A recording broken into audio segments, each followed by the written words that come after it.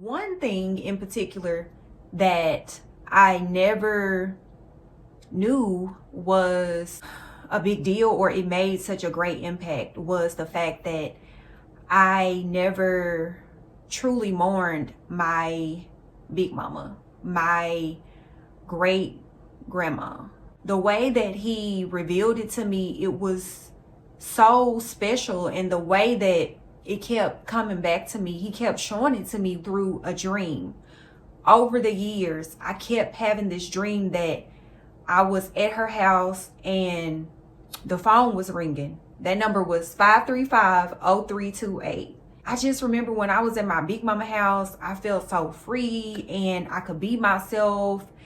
It was just very chill there, but I kept having this dream where I would answer the phone at her house and nobody would be on the other end.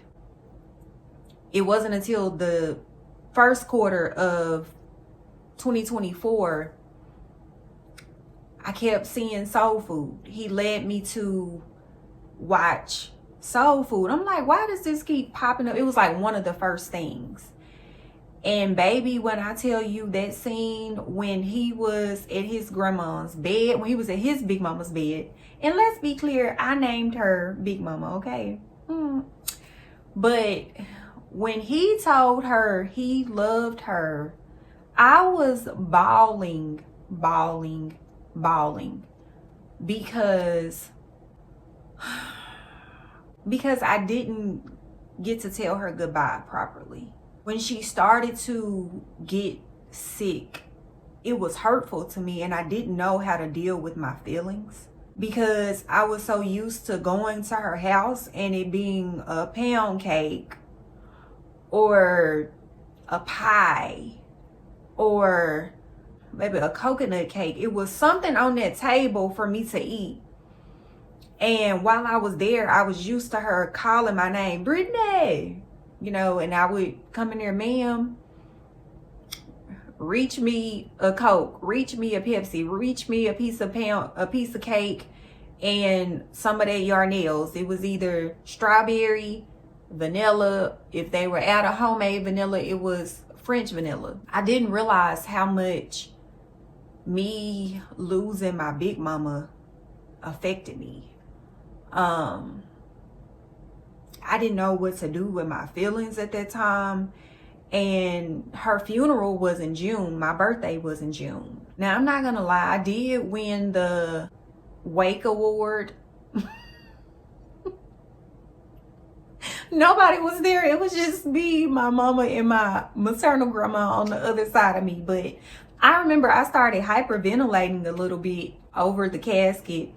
And when we had the first false alarm, I was clowning at the house during her funeral, before the funeral. And I remember on my way back to Conway, I just kept playing Tweet. I wouldn't complain.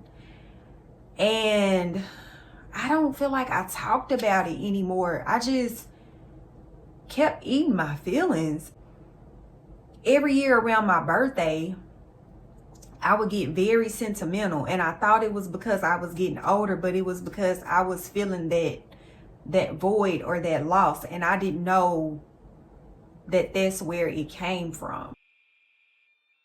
I remember, I would say, I've never experienced losing anybody close to me or immediate. That's what I would say. And I'm sure my mama or my grandma would be thinking, but I guess I was saying immediate because your immediate household, like your parents or your siblings, are considered your immediate family. Because I was blessed to grow up with my grandparents and my great grandparents, they were immediate to me. She was immediate to me. I learned a lot.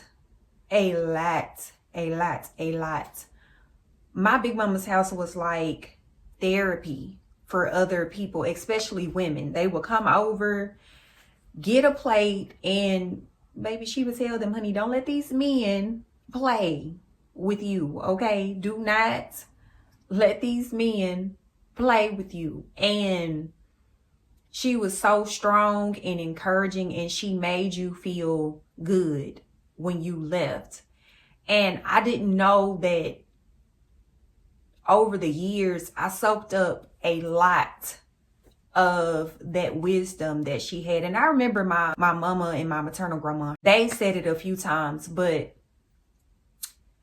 I didn't know or notice it until these last few years. How grateful I am that I grew up around my great grandmother. I learned by watching her in her last days.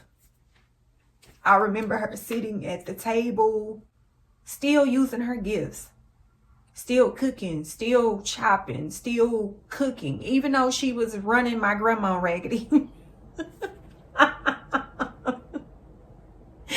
Even though she was running my grandma raggedy, her firstborn, her first child raggedy, because she wanted, baby, it had to be a particular brand, okay? I said Parquet butter, don't come back with anything else. It was just funny, and it was just so many things that house represented. And I know I was young, but I just hate that I